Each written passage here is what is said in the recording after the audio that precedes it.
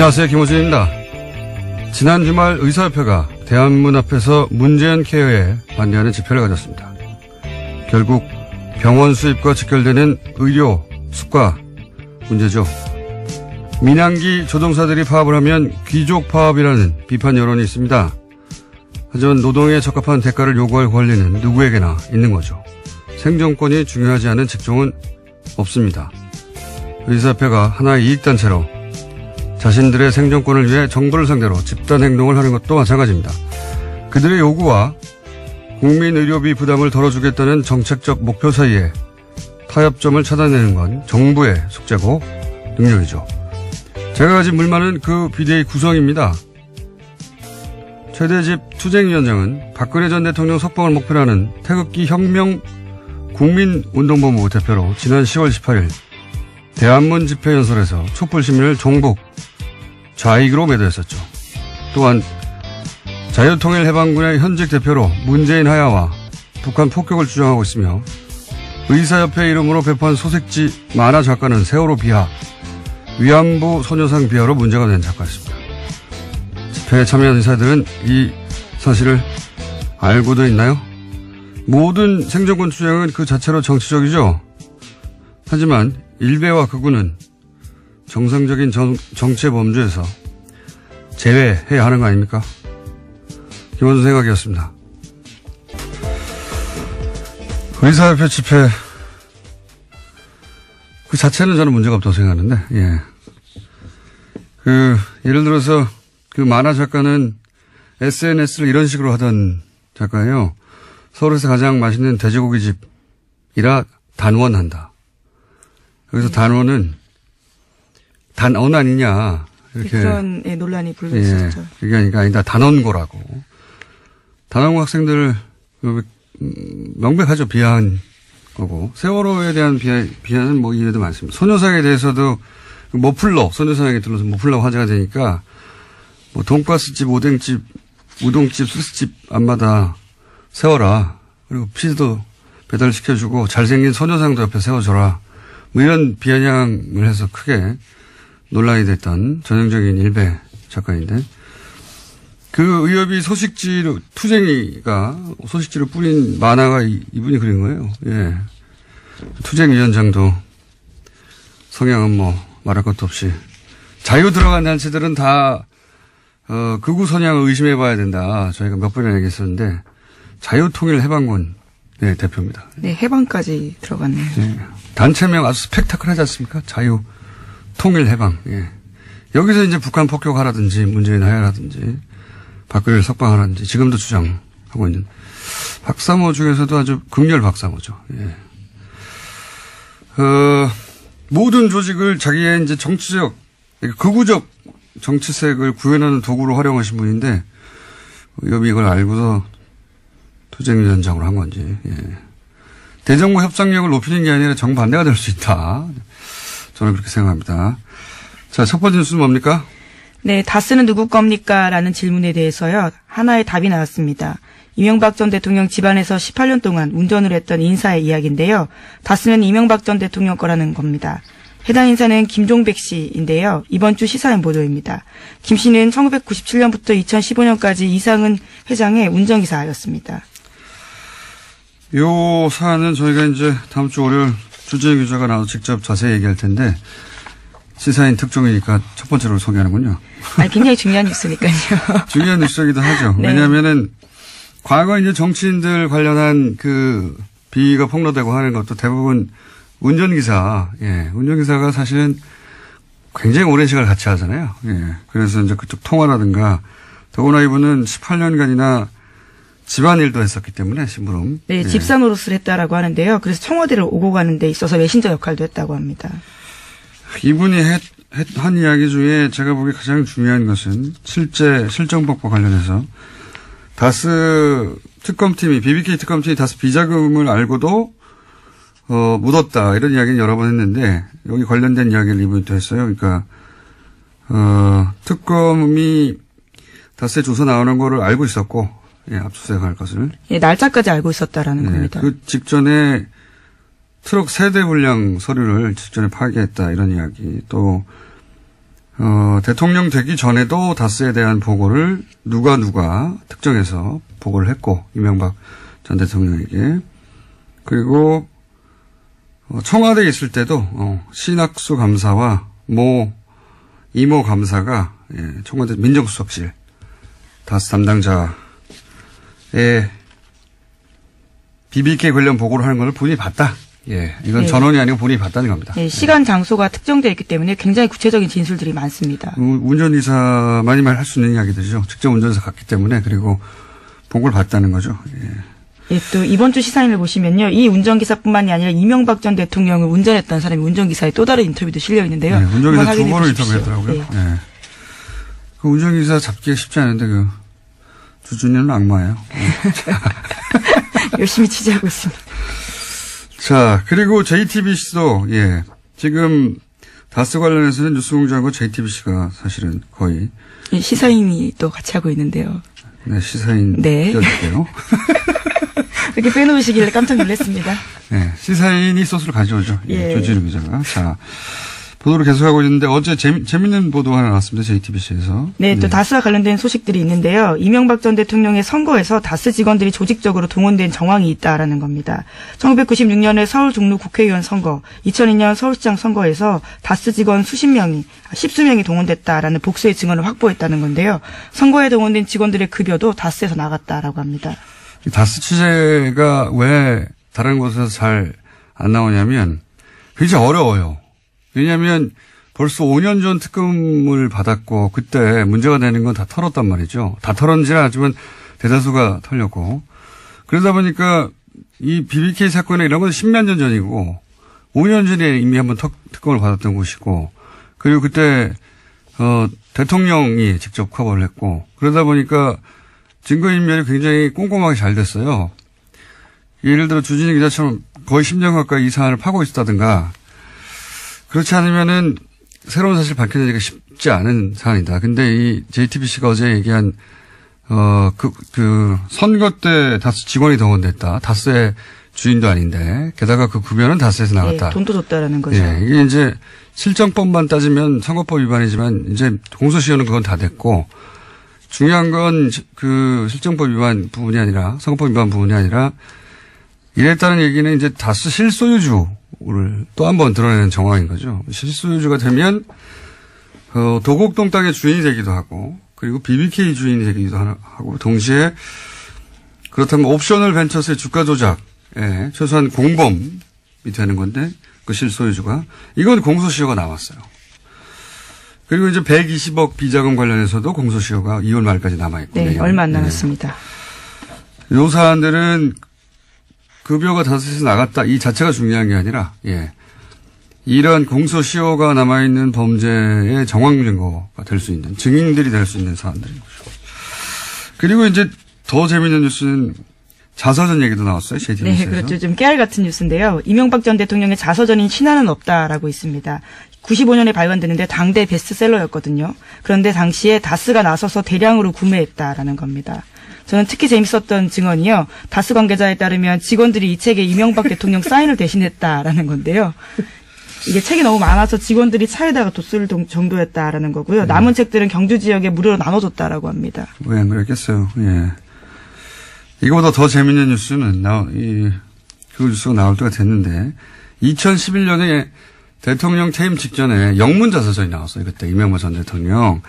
근데 이제 영문 자서전이 나왔으니까 아마존 서점에 서평, 리뷰가 있었지 않겠습니까? 초반에는 저는 이걸 실시간으로 봤었는데 초반에는 대략 40여 개의 댓글이 있었습니다. 네. 기사를 찾아보면 정확한 개수 나올 텐데 제가 기억하기로는. 그 중에 35개가 빵점이에요. 별 하나밖에 줄 수 없기 때문에 별 없는 게 아니라 사실상 빵점이죠. 근데 한 달 후에 별 5개가 120여 개가 붙습니다. 갑자기. 별 4개가 한 20, 30개 붙고. 근데 이 별 5개라는 건 감동을 받았다는 거잖아요. 근데 리뷰가 한 줄이에요. 너무 좋다. 뭐 이런 거. 바보 같은 영어들 있죠? 댓글 부대가 확실하다. 당시 아마존 서평란에 댓글 부대가 진출했다. 지금 다시 가서 한번 확인해 보고 싶네요. 여전히 그게 있는지요. 그리고 그 별 5개 준 한 줄짜리 댓글, 그러니까 리뷰를 쓴 사람들은 다 그게 첫 리뷰였어요. 가입하고, 예. 대량 가입해서 대량 리뷰를 썼다. 예. 그랬던 적이 있습니다. 그러니 뭐, 책 사서 사인 대신하는 건 아무것도 아니죠. 아마존까지 가는데요. 자, 다음 뉴스는요. 네, 최순실 씨가 과거 EBS 사장 임명에도 개입했다라는 증언이 나왔는데요. 이 때문에 한국동계스포츠영재센터가 주최하는 행사에 EBS가 후원사였다라는 게 장시호 씨의 증언입니다. 어제 열린 이재용 삼성전자 부회장 재판 증인으로 장시호 씨가 나온 건데요. 특검이 영재센터가 EBS에서 후원받은 경위 알고 있냐라고 묻자 장시호 씨는 EBS 사장이 이모가 추천을 받아서 된 분으로 알고 있고 그 추천받은 분이 어쩔 수 없이 후원사로 들어온 걸로 알고 있다라고 이야기했습니다. 장시호 씨가 당사자로 지목한 사람은요, 우종범 전 EBS 사장이라고 합니다. 게다가 장시호 씨는 삼성 관련된 추가 증언도 했는데요. 지난해 10월 달에 사건이 본격적으로 보도되기 직전에 최순실 씨가 삼성에서 영재센터에 3차 후원금을 받으려고 시도했다라고 합니다. 새로운 사실들 몇 가지가 나왔는데, 왜 이제 국정원 부하직원은 구속되고 간부는 영장이 기각돼서 그 부하직원이 불만을 품고 국정원 가짜 사무실 건이 더 큰 건이 폭로된 바 있지 않습니까? 그렇죠. 댓글 TF가 폭로됐죠. 장시호 법적 구속의 메시지 효과가 이제 검찰 수사 협조해봐야 소용없다. 메시지 효과는 그런 거라고 저는 보는데 이 법정 구속 역시 전혀 예기치 못한 나비 효과를 낼 수 있다라 생각이 드는 게 이 영재센터 행사를 왜 EBS가 후원을 했느냐 단독으로 그리고 EBS 사장의 이력서가 최순실 회사에서 나왔다. 이런 보도가 있었던 적이 있어요. 네, 과거에 그런 보도 있었습니다. 그런데 실제로 우종범 전 EBS 사장이죠. EBS 사장을 최순실이 추천했다 하는 증언은 나온 건 처음이고 그리고 삼성으로부터 돈을 또 받으려 했다. 이것도 처음이에요. 예. 나비 효과가 장시호 씨 입을 통해서 또다시 그렇죠. 예기치 못한 나비 효과가 있을 수 있다. 장시호 씨 입을 주목해야 된다. 그런 생각이 듭니다. 자. 네, 우전 사장 같은 경우는 과거에는 개인적으로 모르는 사이라면서 국회 나가서 의혹을 부인한 바가 있는데요. 장시호 씨가 이 의혹의 도장을 찍어준 거죠. 그리고 이제 삼성 관련해서도 아마 장시호 씨가 증인으로 채택되거나 할 수 있는데 기대됩니다. 다음 뉴스는요. 네, 최순실 씨의 독일 조력자로 지목된 인사가 데이비드 윤인데요. 검찰이 이 사람을 인터폴에 적색 수배했다라고 TV조선이 보도했습니다. 최순실 씨를 내세워서 부동산 개발업자에게 뒷돈을 받은 혐의라고 하는데요. 이 사람은 최순실 씨의 해외재산 관련된 키맨으로 꼽히기도 합니다. 요거는 국내에서 국내 개발업자와 3억을 나누고 성공보수 50억을 약속받고 하는 그런 혐의인데 이분은 이제 오래전부터 최순실 사태 초기부터 독일에서의 재산 은닉 그렇죠. 관련해서 키맨이다. 안홍구 총장도 계속 주장을 했었고 그런데 이제 독일이 아니라 한국에서 이분이 거의 독일에서 평생 사신 분인데 한국의 개발업자와 성공보수 50억을 놓고 이야기 나눌 만한 그런 커리어가 없어요. 그런데 이제 최순실 씨가 그 뒤에 혹은 최순실을 팔아서 둘 중에 하나죠. 아마도 독일 은닉 재산 수사의 출발점이 될 수도 있겠다. 근데 지금 독일에서 안 돌아오고 있으니까요. 네, 그 고소인 진술도 검찰이 확보했는데요. 그 과정에서 여러 차례 최순실 씨를 언급하면서 담당 공무원에게 힘써줄 수 있다라는 이야기를 했다고 합니다. 그러면서 국토부 관계자들과 접촉한 정황도 있다라고 합니다. 최순실 씨가 실세인 걸 알고 있었던 거죠. 독일 은닉 재산의 출발점이 될 수 있기 때문에 이분은 소재가 확인되기 굉장히 어려울 것 같다. 저는 그렇게 생각이 되고. 현재 여권은 무효화시켰다라고 합니다. 검찰에서요. 아니면 독일에만 있으면 되니까요. 그리고 EU가 내에만 있어도 되니까. 안홍구 총장님 독일 가겠네요 또. 자, 다음 뉴스는요. 네, 우병우 전 민정수석이 출판문학계 블랙리스트에도 관여했다라는 한국일보 보도인데요.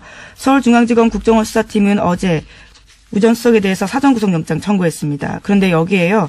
과학계 불법 사찰뿐만 아니라 출판문학의 사찰 내용까지 포함됐다라고 합니다.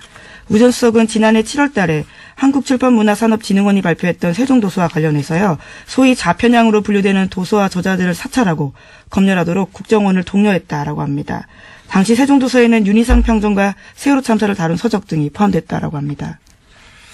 이 정도 되면 네. 관여 안 한 게 뭐냐 이렇게 물어야 돼요. 안 한 게 없어요. 출판까지 참. 이 영장까지 기각이 되면 저는 이번에는 영장 판사들이 중요한 시험대에 올랐다 이렇게 봅니다. 이 영장까지 기각되느냐. 3차 이 영장까지 이번이 세 번째입니다. 예, 기각되면 3차까지 영장이 신청된 경우도 제가 들어본 적 없는 것 같은데 후폭풍이 상당할 것이다. 시험대 올라오는 것 같습니다. 이정열 판사가 또 예, 출연이 예정된 사안이고요. 다음 뉴스는 뭔가요? 네, 박근혜 정부 청와대에 대한 국정원의 특수활동비 상납에서 최경환 의원이 개입한 정황을 검찰이 포착했다고 SBS가 보도했는데요. 최 의원이 국정원에 청와대 상납금을 늘려달라고 요구했다라는 겁니다. 남재준 전 원장 때 매달 5천만이었던 청와대 상납금이 이병기 전 원장 때 1억 원으로 그러니까 2배 뛰거든요. 그런데 여기 배경에는 최경환 의원이 있었다라는 겁니다. 본인 1억 받은 거 외에 청와대에 상납했던 돈을 2배로 늘린 것도 최경환 의원의 역할이었다 하는 게 검찰 주장이네요. 예. 근데 재밌는 게 지금 현역 의원이고 지금 예, 그렇죠. 국회가 또 예, 회기 중이거든요. 예, 회기 중에는 불체포 특권이 있어요.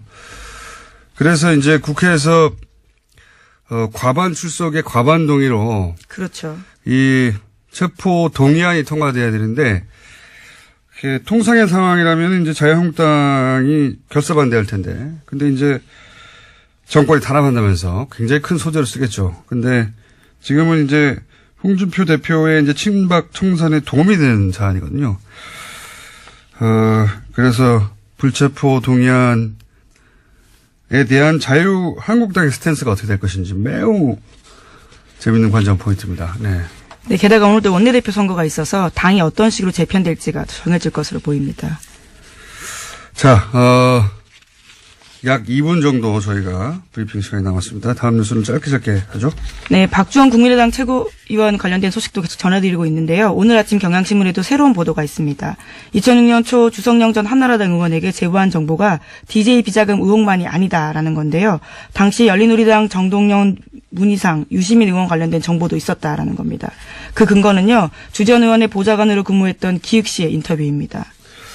그러니까요. 이게 이제 주 전 의원뿐만 아니라 주 전 의원도 박주원 위원회, 국민의당 위원, 최고위원회 주장을 반박했고, 박주원 의원의 주장대로라면 사실은 주 전 의원은 박주원 의원 편을 들었어야 되는데 반박을 했고, 이번에는 그 보좌관도 나와서 주 전 의원의 주장을 뒷받침하고 있으니까 박주원 위원은 이제 본인이 녹취록이 있다는 거잖아요. 네, 어제 JTBC 나와서 그런 주장을 했는데요. 네. 수요일 내로 풀겠다라고 네. 했습니다. 바로 풀어도 되실 텐데. 불리한 상황이고, 예. 논리적으로만 따지자면 박주원 의원이 이기기 힘든 상황인 것 같은데요. 예. 자, 요 사안은 저희가 3부에서도 추가적으로 잠깐 다룰 예정이고요. 제목 정도 얘기하면 끝날 것 같습니다. 하나 정도 더. 아, 그런가요? 그럼 트럼프 소식과 뉴스공장 소식이 있는데요. 뉴스공장 소식을 좀 먼저 전해드리겠습니다. 뉴스공장 소식이요? 네, 뉴스공장이 또 하나의 기록을 세웠다라고 하는데요. 지난 주말에 팟캐스트 누적 다운로드 수 10억 건을 돌파했다라고 합니다. 아, 1년 좀 넘는 기간 동안요? 예. 두 자릿수에 이어서요. 이번엔 10억 다운로드 돌파했다라고 합니다. 저기 뭐랄까요? TBS 사장님 하청 브리핑 같은데요? 예. 아니, 뭐 굉장히 뉴스 가치가 있다고 생각해서요. 10억 돌파. 예. 그러면 기념으로 저희가 선물을 받겠습니다. 네? 누구한테요? 보통은 이런 행사를 이제 청취자 여러분들을 향한 선물을 주는데, 예. 저희는 이제 얼마나 좋냐, 이런 방송이 있어져서 선물을 받기로 하겠습니다. 고기 선물이 들어올 것 같은 느낌이 드는데요. 자, 트럼프 소식은 뭡니까? 예, 성폭력 피해 고발 운동이 미투와 관련된 소식은 전해드린 바가 있는데요. 이와 관련해서 트럼프 대통령도 미투에 고발을 당했다라는 겁니다. 아, 성추행. 네, 과거에 성추행을 당했다라고요. 여성들이 기자회견을 해서요. 미 의회 관련 조사를 공식 요구했다라고 합니다. 대선 기간 때도 그런 이야기 있었는데 이번에는 이제 미투 해시태그 운동, 성폭력 당했다는 여성들이 이제 스스로 커밍아웃하는 자기 입을 열기 시작한 그런 건데요. 해시태그 운동에 이분들 다 참여해서 의회 요청했다. 관련해서 재미있는 이야기들이 좀 있는데, 예, 러시아와도 관련된 이야기가 있고, 시간이 없네요. 재밌는데, 다음 시간 내일 하는 걸로. 예. 여기까지 하겠습니다. 시사인의 김은지였습니다. 감사합니다. 바로 이어서 어제도 저희가 돌발 영상 PD를 하다가 징계를 받았던 임장혁 기자와 YTN 이야기를 나눴었는데, 일반 기자의 입장을 들어봤고, 오늘은 노조 관련 얘기가 어제도 많이 나와서, 예. YTN, 언론노조 YTN 지부의 박진수 위원장 전화 연결해서 이야기 좀 나눠보겠습니다. 안녕하십니까? 네, 안녕하십니까? 네, 어제 기본적인 분위기 이야기는 나눴는데 왜 최남수 사장 내정자를 사내에서 반대하느냐 이야기는 나눴는데 이제 노조 관련해서는 이제 노조 대표가 아니다 보니까 답하기 어렵다 하셔가지고 저희가 보완 인터뷰를 하겠습니다. 자, 예. 비대 체제로 전환했다. YTN이 이게 무슨 의미입니까? 뭐가 달라지나요? 예, 정식 명칭 비상대책위원회고요. 네. YTN 산맥이 이 체제 전환이라는 건 결국 회사가 위기라고 저희는 판단한 겁니다. 네. 지난 부적격자인 최남수 사장 내정을 막고 사내 적폐 세력들의 퇴진 없이는 더 이상 방법이 없다. 따라서 이를 위해서 구성원들과 함께 요구하고 주장하고 같이 힘을 모으겠다. 간단히 말하면 이제 총력투쟁하겠다. 이 뜻으로 보시면 되고요. 이것이 YTN 바로 세우기를 위해서 불가피한 선택이라는 것이 저희들의 판단이고 구성원들의 요구입니다. 게다가 MBC에서는 이제 그 사장이 선임됐고 KBS도 이제 이사 한 분이 아마도 해임이 될 것 같으니까 예. 여야 숫자가 바뀌어서 KBS 문제도 일단락이 될 것 같은데요. 길이 보이는데 그런데 YTN에서 어제도 그 임장혁 기자가 잠깐 얘기하긴 했습니다만 노조의 공식 입장을 듣고 싶은데 최남수 사장 내정자를 반대하는 이유는 뭔가요? 크게 이제 두 가지로 설명드릴 수 있겠는데요. 첫 번째는 저희가 이명박근혜 정권 9년 동안 언론장악을 가장 고통받았던 언론사 아니겠습니까? 이런 곳의 사장의 최우선 과제는 이 구체제, 따라서 이 적폐 청산을 어떻게 실행할 의지가 있는가와 변화와 개혁을 할 수 있는가 이 부분입니다. 그러나 이 최남수 내정자 입후보 때부터 저희는 반대했던 것이 이분이 YTN에 어려울 때 계속 두 번이나 뛰쳐나갔고 또 소위 이제 저희는 탈영맹이라고 부르는데요. 탈영맹. 회사와 조직에 대한 이해가 없고 재건을 할 적임자가 아니라는 판단입니다. 결국 그렇기 때문에 청산도 변화와 개혁도 어렵다는 것이 이제 저희들의 생각이고요. 주장입니다. 또 하나는 이분의 과거 행적인데요. 이분이 그 머니투데이 MTN이라는 경제방송 시절에 보도본부장, 부사장, 사장까지 역임을 했어요. 네. 그런데 본부장 시절 지금 칼럼이 대거 확인되고 있는데요. 어제도 임장혁 기자가 말씀드렸지만 이명박 재산 헌납 발표에 위대한 부자의 아름다운 선행이라고 한다든가 예. 하대강을 잘 마무리해서 자전거도로 연결되는 것이 꿈만 같다고 이렇게 얘기를 한다든가 꿈만 같다. 그리고 허위사실로 밝혀진 노무현 논두렁식의 이런 걸 조롱한다든가 도저히 개혁 인사라고도 볼 수 없고 그리고 촛불 항쟁의 결과물로 나타나는 리더인지 납득이 안 간다는 거죠. 그리고 그 칼럼 쓴 시기가 공교롭게도 그 YTN 제일 이명박 정부한테 유린당하고 힘들 때 어제 그 임장혁 기자, 노종면 기자 이런 분이 불법 체포당하고 예. 제일 고초 심할 때였어요. 이건 기자들이 체포됐었죠 그때. 아예 YTN 예, 체포됐었죠. 예, 그런 상황이었기 때문에 이걸 정서적으로 우리가 과연 감당하고 이해하겠는가 이런 부분입니다. 노조에서는 그 9년간 최소한 3년 이상 보직을 맡았던 간부들은 보직 보류, 해임도 아니고, 보직 보류를 요청하고 있는 걸로 아는데, 이에 대해서 최남수 내정자의 입장을 들어보고 방향을 결정하겠다. 그게 네. 얼마 전에 보도였던 걸 기억하는데, 입장이 어떻게 나왔나요? 참 어렵게 협상은 했는데요. 예. 최남수 씨하고 제가 지금 지난 만 8년이죠. YTN 보도 공정성이 훼손됐고, 노사관계가 심각하게 문제가 있다는 것은 서로 동의를 했어요. 예. 그런데 여기에 책임있던 인사들에 대해서 이 체제에서 주요 실국장을 맡거나 보직을 누렸던 간부들, 그것도 3년 이상에 누렸던 간부들에게 YTN 바로 세우기 위원회라든가 말은 여러 가지가 있는데요. 가칭인데 설립하는 기구에서 결정이 나올 때까지 보직을 잠정 보류해달라는 거였습니다. 그러니까 간부들도 노조도 아닌 제3의 기구를 두고 거기서 결론이 날 때까지 기다려달라. 예. 그랬는데? 네, 또 거부한 거죠. 도저히 할 수가 없다. 그리고 이제 최람수 내정자의 입장 같은 경우는 결국 일부 조력자를 비호하는 느낌을 받고 본인은 양심상 안 된다고 하는데 결국에 그러면 적폐청산을 실행에 대한 의지가 있는가? 그리고 구체제 인사들과 손잡고 가겠다는 의사가 아닌가 이렇게 저는 판단하고 있습니다.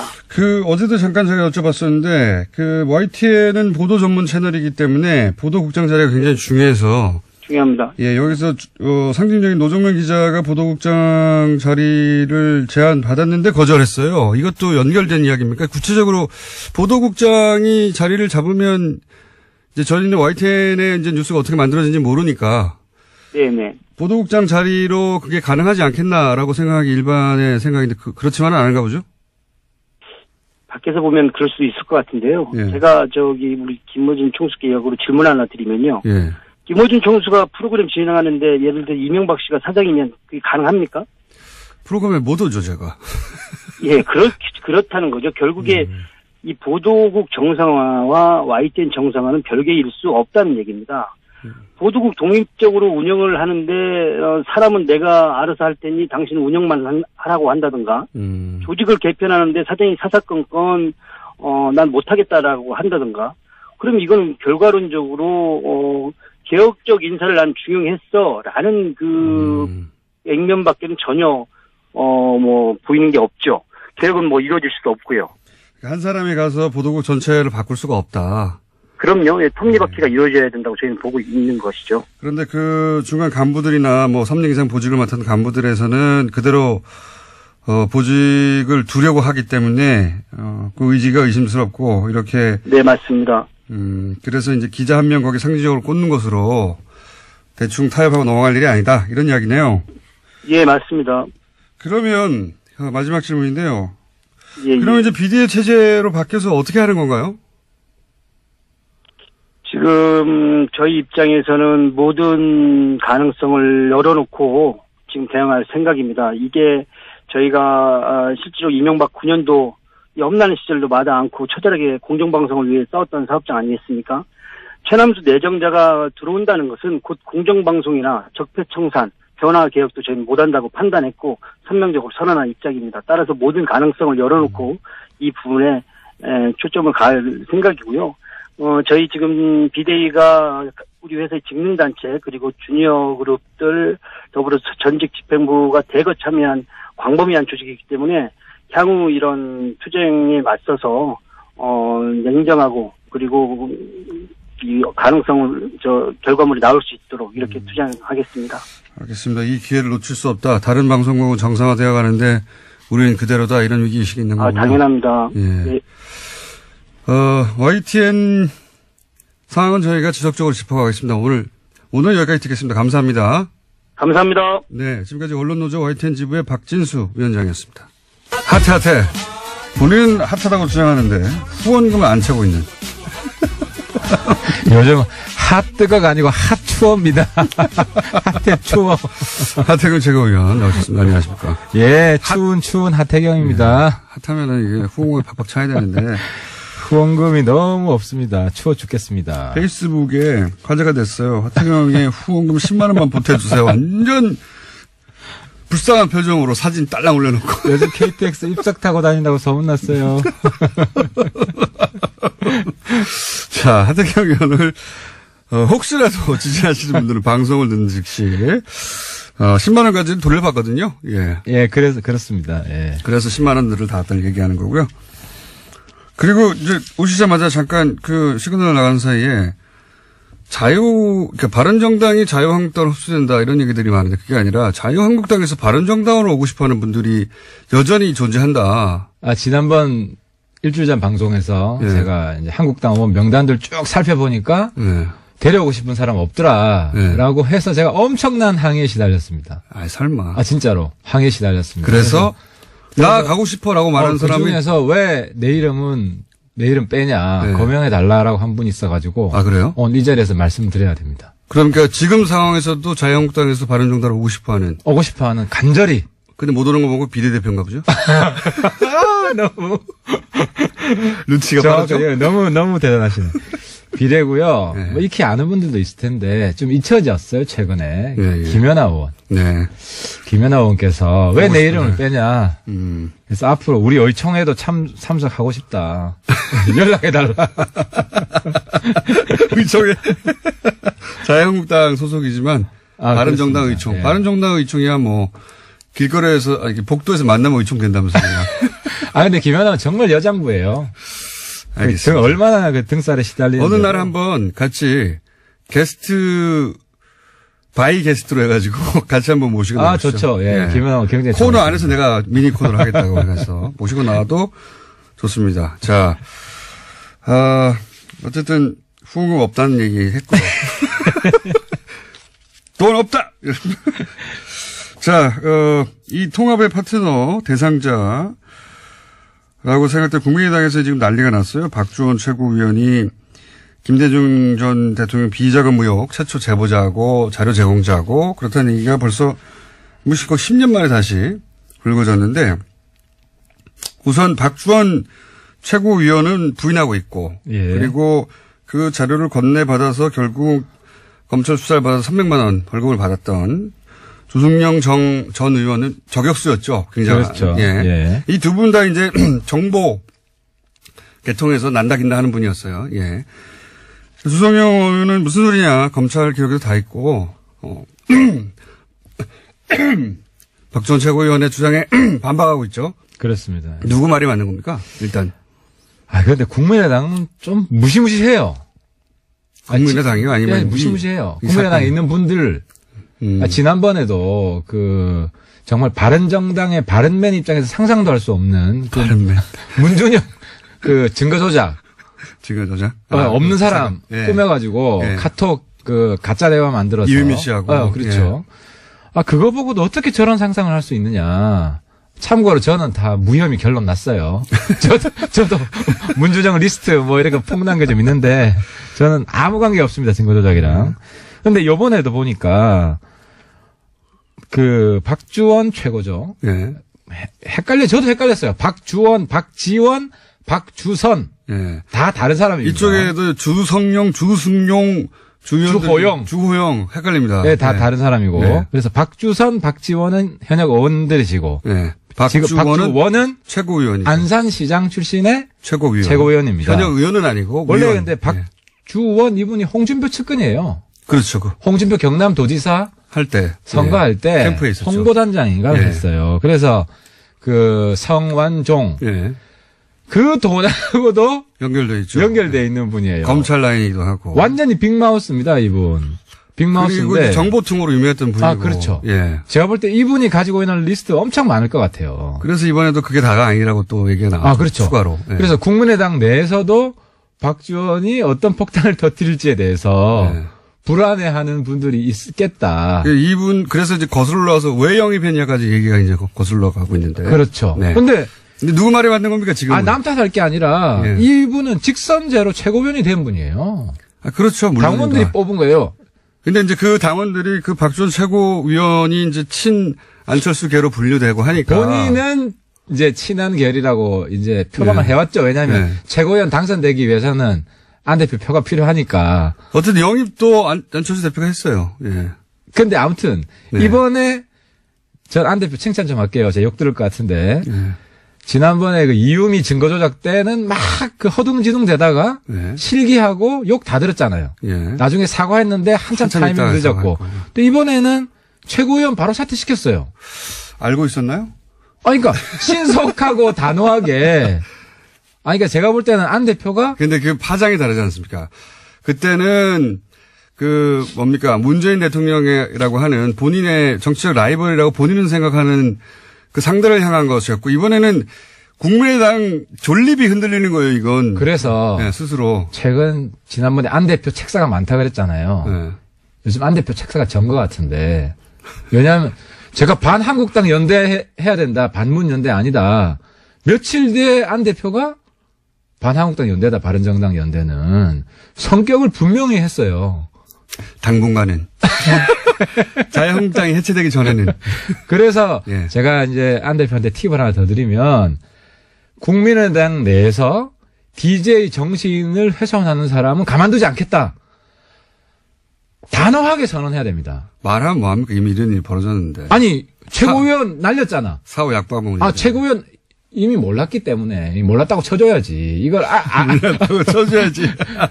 아니, 이런 얘기는 사실 정가에서는 오래전부터 있었어요.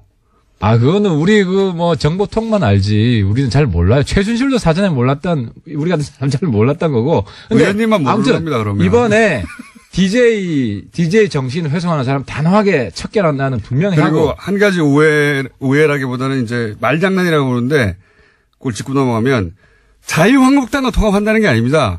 자유한국당 이후에 어떤 모델과 통합한다는 거지. 보수를 흡수하는. 그러니까 자꾸 반자유한국당이라고 그러니까 보수하고는 연결 안 되나 보다 이렇게 자꾸 생각하는데 그게 아니라 국민의당도 그리고 아마도 바른정당도 자유한국당 이후의 보수 지형을 그러니까. 어떻게 거기서 서보겠다는 거 아닙니까? 또 자유한국당은 보수가 아니다. 그러니까 하태가 반자유한국당은 중요하지 않다는 거죠. 그 이후에 보수 지형을 내가 먹겠다 이거 아닙니까? 바른 보수. 예. 바른 솔직히 제가 볼 때는요. 박지원 대표도 보수고 안철수 대표도 보수예요. 별 차이 없어요. 박지원 대표하고 안철수 대표를 그렇게 비교하면 한쪽은 보수는 아니죠. 심지어 내 이야기해서 내 보수층한테 욕을 엄청 들었는데 DJ도 보수의 선배다. 보수적인 분이 그러니까 우리나라 지형으로 보면 엄청 진보적인데 유럽적 기준으로 보면 그냥 중도 보수입니다. 그게 아니라 DJ는. 우리가 대학 다닐 때 YS, DJ 둘 다 보수 야당이라 욕했어요 우리가. 본인의 카밍아웃인데 이거는. 당시에 우리가 둘 다 보수 야당이라 욕했는데. 주사파에 몸담았던 분으로서. 본인의 카밍아웃 아닙니까 이거? 햇볕 정책하고 나서부터 바뀐 거예요 이게. 자, 다시 돌아가죠. 잘 채고 있는데 주성영 전 의원 말이 맞습니까? 박주원 최고위원 말이 맞습니까? 사실 누구 말이 맞든 간에 어쨌든 누구 말이 맞나요? DJ를 모독한 사람은 호남의 친구로서 이건 도저히 용납할 수 없지. 누구 말이 맞나요? 누구 말이? 더 맞을 것 같다. 개인적인 생각은. 지금 아무래도 주성영 대표 쪽에 말이 맞겠죠. 굉장히 어렵게 얘기해요. 이 사건으로 가장 이득을 보는 쪽은 누굽니까? 안철수계 혹은 반통합파. 저는 안철수 대표, 박지원 둘 다 이득을 본다고 봅니다. 왜냐하면 박지원 대표는 단호하게 이 문제를 지적을 처음에 한 사람으로서 호남을 대변하고 있다는 이미지를 얻었고 안철수 대표도 신속하게 단호하게 최고위원 사퇴를 시킴으로써 안초딩에서 이제 안중딩 정도로 올랐다. 근데 초반에는 또 이것이 이제 음모론의 일부 있을 수 있다는 식의 뉘앙스로 말했기 때문에 맨 처음에는 욕을 먹었어요, 사실은. 처음에 작전은 그랬던 것 같아요. 네. 이 건을 꺼내면 안 대표가 또 과거처럼 제대로 대응을 못하고 우왕좌왕 하다가 박지원하고 일종의 결탁한, 박지원을 도와주는 이런 식으로 몰 수 있지 않을까. 꺼내면이라는 건 꺼낸 주체가 누구라고 보시는 겁니까, 그러면? 그럼 반통합파가 꺼냈다?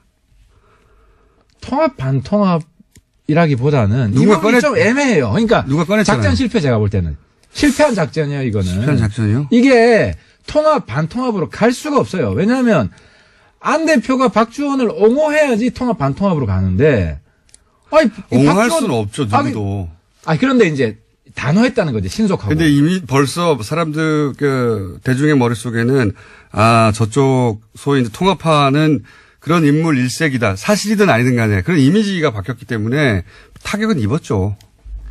그러니까 일색일수가 없는 게. 물론 다 일색은 아닌데. 그렇게 뭐라고 싶은 마음은 내가 알겠으나. 그런 이미지, 굉장히 큰 사건이니까. 그러니까 반 DJ 이미지를 자꾸 심으려고 하겠죠. 그게 누가 꺼냈을까요, 그러면? 꺼냈다면 표현을 쓰셨길래. 그러니까 이제 추리소설 너무 많이 읽으면 안 된다니까. 내가 지금. 들으신 게 아무도 없어요? 혹시? 들은 거 없고. 박지원 대표가 직접 나오셔야 되나? 정치인은 역사소설을 읽어야 되고, 네. 뉴스 공장장은 추리소설을 많이 읽는 게 도움이 될 것 같아요. 그래서 정치권에 들어오면 안 돼. 그럴 생각도 없긴 합니다만, 역사를 읽어보면 추리소설 읽어보다 더 음모가 많아요. 그건 확인된 음모고.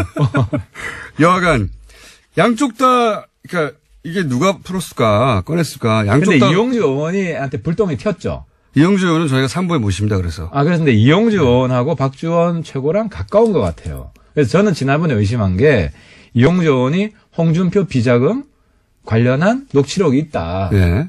그 소스를 저는 박주원으로 의심을 했었어요. 그때 말씀 안 하셨어요. 우리는 추리소설을 못 쓰니까. 근데 이번에 이용주 의원하고 가깝다는 게 드러났기 때문에 아무튼 여기가 판도라 상자다. 뭐가 튀어나올지 모른다. 어쨌든 누군가 꺼내 들었는데 그것이 친한인지 반한인지 모르겠다는 말씀이잖아요. 왜냐하면 둘 다 가능해요. 그런데 이번에 박주원 최고는 어쨌든 자기가 통합파라고 스스로 주장하고 있기 때문에 그렇죠. 반통합파에 대한 공격을 하겠죠. 근데 이제 이게 반통합파가 통합하지 말라고 꺼낸 카드라고 해석하는 게 일반적인데 한편으로는 야 이걸로 갈라 쓰자 아예.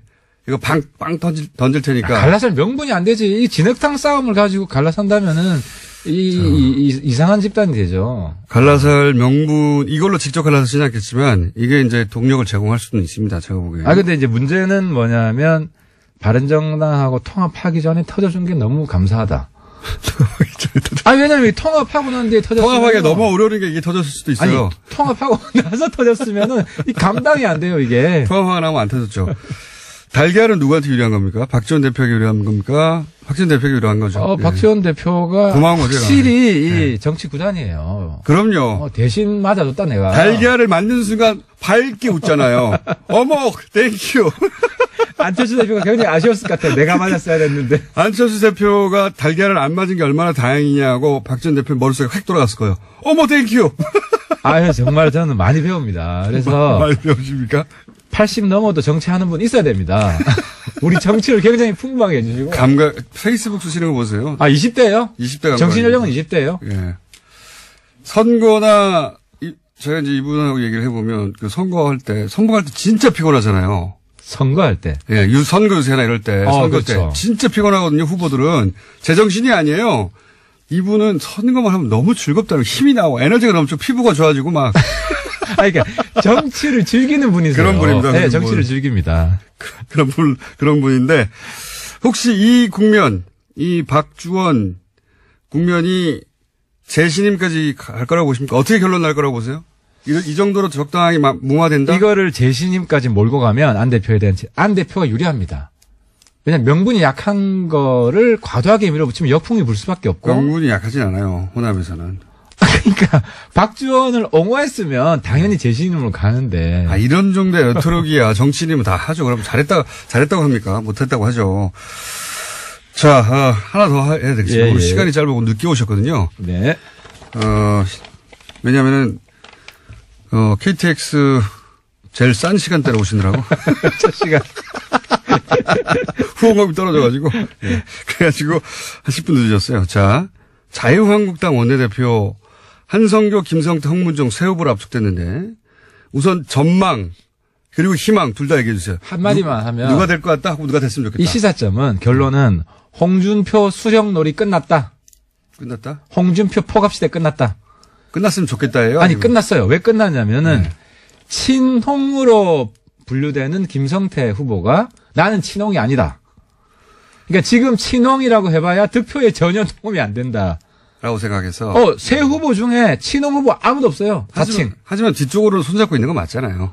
그러니까 언제든 칠 수 있는 관계다. 그러니까 뒤로만 손잡고 앞으로는 손 못 잡는 거죠.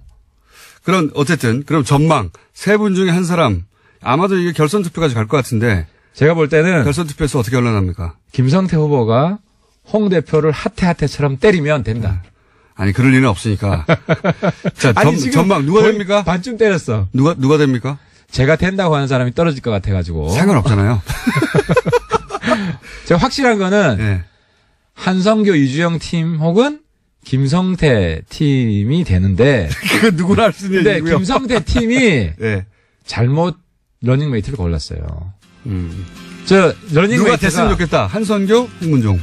저는 사실 둘 중에 누가 돼도 저랑 다 우호적인 관계여서 반홍연대가 아무런 예언도 없이